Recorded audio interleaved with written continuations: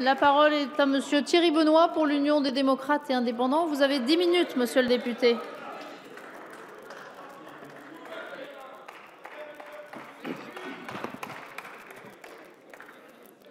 Merci, Madame la Présidente. Monsieur le ministre, je ne vais pas vous répondre directement.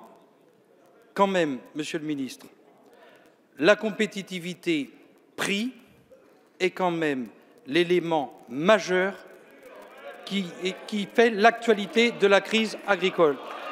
Monsieur le ministre, l'excellence agricole française, la nécessité de la montée en gamme des produits agricoles pour gagner des parts à l'export, afin de tirer la production agricole et de restructurer nos filières, c'est quand même l'élément majeur du sujet qui nous anime aujourd'hui.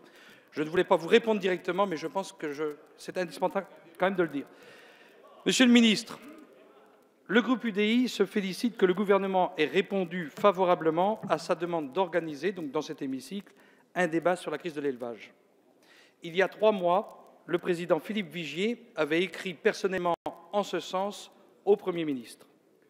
Car l'agriculture, en effet, mérite d'abord un débat, pas un énième débat de circonstance, pas un grand débat, mais un grand débat national, ouvert et constructif. Au sein de notre groupe parlementaire, nous avons très tôt pris conscience que cette crise ne se résoudrait ni par des mesures conjoncturelles venant parer au plus urgent, ni par des effets d'annonce. Non, par sa violence, par son ampleur, cette crise appelle des réformes de fond, des engagements de long terme. Elle exige surtout une vision, un cap et, nous l'espérons, une mobilisation la plus large possible. Le 22 juillet dernier, le gouvernement présentait son plan d'urgence de soutien aux éleveurs. Certaines mesures étaient nécessaires. Je pense, par exemple, à la prise en charge de cotisations sociales, au report de l'impôt sur le revenu ou encore au plan de restructuration de l'endettement bancaire. Pour autant, j'ai bien peur que ce plan reste en l'état très largement insuffisant, Monsieur le ministre, et que sans réforme de fond, l'accalmie ne soit que de courte durée. Monsieur le ministre, la mobilisation des éleveurs d'une ampleur rarement observée a traduit le malaise de professionnels aujourd'hui découragés. Découragés d'abord par un environnement réglementaire toujours plus complexe, où la loi n'est plus perçue comme une protection, mais comme une menace, une contrainte, un fardeau. Découragés par une Europe qui, tout à son devoir de défendre un illusoire droit à la concurrence, en vient à oublier que la PAC est aussi au fondement de son histoire et de son avenir. Découragés, enfin, face à l'inertie des pouvoirs publics français, incapables de mettre en œuvre une stratégie de long terme pour la filière agroalimentaire française. Des chiffres ont déjà été évoqués. Plus d'1 million d'emplois agricoles détruits au cours des 20 dernières années et près d'1 suicide d'agriculteurs par jour. Cette précarité, cette détresse morale ne sont pas acceptables. À aucun prix. Cet appel, il faut aujourd'hui l'entendre avec confiance et responsabilité.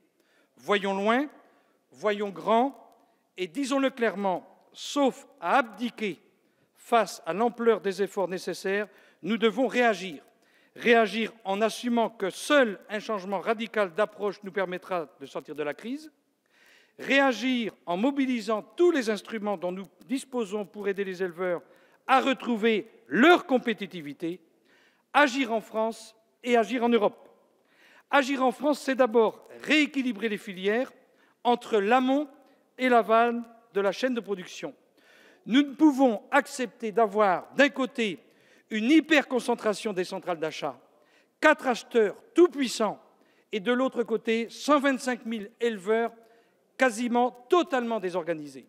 Ce dont nous avons besoin, c'est donc de dialogue, de contrôle et de transparence. Un dialogue non plus entre deux parties, isolément, mais entre l'ensemble des acteurs compétents, producteurs, transformateurs et distributeurs. Deuxième enjeu, renforcer les contrôles sur les prix, Nul ne pourra le nier. Les outils mis en place ces dernières années, l'Observatoire de la formation des prix ou le médiateur, ont montré leurs déficiences et doivent être repensés pour plus d'efficacité. Posons donc la question, y a-t-il à ce jour dans notre pays une connaissance réelle de la constitution des marges et des prix? Encourageons enfin un regroupement de l'offre à travers une contractualisation mieux organisée. Cela a été en partie esquissé par l'ancien gouvernement. Vous y avez aussi travaillé, Monsieur le ministre. Il faut aujourd'hui aller plus loin et redonner aux agriculteurs une part de souveraineté. Deuxième priorité, engager un mouvement global de simplification administrative et normative. Plus royaliste que le roi, notre pays n'a cessé d'imposer aux éleveurs de nouvelles contraintes. Deux exemples parmi tant d'autres. La complexité des déclarations PAC 2015 ou encore les dossiers administratifs pour l'obtention des aides liées à la méthanisation. Un même objectif, deux méthodes. Plusieurs années en France, quelques mois en Allemagne. Cette différence de traitement, Monsieur le ministre, est insupportable. Il faut y remédier. Je voudrais aussi revenir sur les contrôles agricoles, Monsieur le ministre. Il faut, pour les contrôles agricoles, partir sur un postulat fondé sur la confiance et non, comme c'est trop souvent le cas, sur une défiance systématique vis-à-vis de nos éleveurs et de nos agriculteurs qui sont des professionnels et qui sont des gens honnêtes. Alors que la représentation nationale débutera dans les tout prochains jours l'examen du projet de loi de finances pour l'année 2016, le groupe UDI lance un appel. Le gouvernement doit s'engager à ce que la fiscalité agricole soit intégralement repensée. Cela implique d'abord de baisser significativement le coût du travail pour regagner notre compétitivité, réduire drastiquement les charges sociales, alléger les contraintes fiscales et intégrer dans le CICE des mesures spécifiques au soutien des coopératives. Enfin, le groupe UDI propose depuis de nombreuses années, et notamment par la voix de Jean Arthuis, la TVA sociale, afin de taxer les importations plutôt que la production. Cette TVA sociale, c'était, sans compter l'empressement du gouvernement, à détricoter ce que le gouvernement précédent avait initié, puisque, en effet, le gouvernement Fillon, en fin de législature, s'était orienté vers la mise en place de la TVA sociale. Troisième priorité pour la France, promouvoir les produits français. Est-il normal que 70% de la viande achetée pour les cantines scolaires et les établissements publics soit importée, quand en Allemagne, c'est l'inverse qui prévaut? Il faut le dire clairement aux consommateurs. L'excellence agricole française a un prix et la politique du toujours moins cher des uns ne doit pas avoir pour contrepartie le toujours plus pauvre des autres.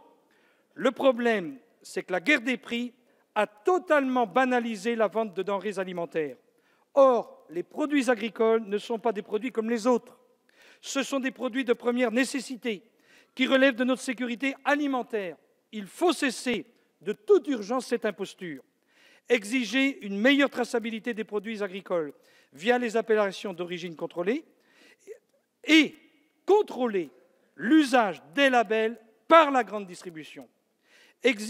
Surtout, aussi, l'avenir de l'agriculture est dans l'agro-industrie et l'export, la montée en gamme de nos produits, leur valorisation à l'international est un objectif prioritaire. L'État doit être force de proposition sur ce dossier, bâtir une réelle stratégie pour retrouver notre compétitivité et mobiliser les régions. En Europe aussi, beaucoup reste à faire. Les mesures annoncées à l'issue du dernier Conseil extraordinaire des ministres de l'Agriculture sont clairement décevantes.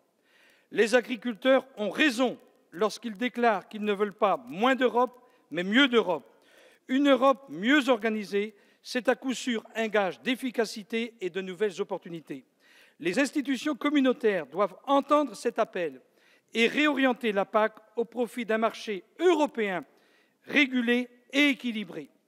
Nous focaliser en priorité sur les objectifs du premier pilier, moderniser et développer l'agriculture. Cela implique d'abord une plus grande convergence des politiques fiscales et sociales, l'objectif, lutter contre les distorsions de concurrence inadmissibles au niveau intra-européen.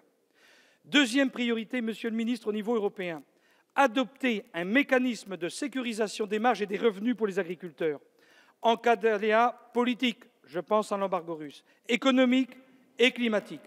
Et à ceux qui estiment que cette politique est impossible de créer un mécanisme de sécurisation des marges et des revenus, eh bien, il faut se rappeler que les Américains eux-mêmes ont intégré des mesures contracycliques dans leur nouveau Farm Bill. Une politique à la fois protectrice et libérale dont l'Union européenne serait bien avisée de s'inspirer.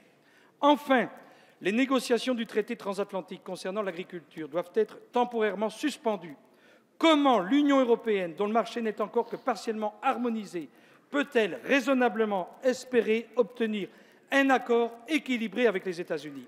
La France, première puissance agricole d'Europe, doit rappeler à l'Europe qu'elle-même, elle est la deuxième puissance agricole du monde, une donnée que cette dernière a parfois tendance à oublier.